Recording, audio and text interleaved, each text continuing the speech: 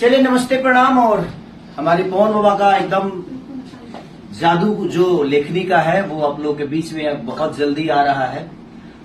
मरद हमारा बच्चा बट्टू जो कि बहुत प्यारा सॉन्ग है और ट्यून मेट्रोन म्यूजिक है और बहुत प्यारा सॉन्ग है। वो हम लोगों ने बहुत मेहनत किया उस गाने के लिए और बाबा ने क्या लिखा है उस गाने को और आर्या शर्मा ने म्यूजिक दिया है।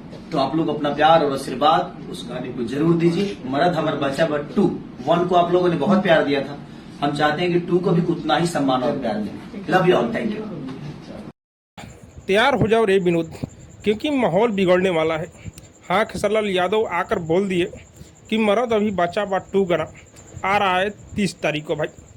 हाँ भाई, पवन पांडे का लिखा हुआ गाना तहलका मचाने वाला है भाई। ये जो गाना आ रहा है भाई, खेसारी भैया के फैंसों के मांग पर इस गाने को रिलीज किया जा रहा है।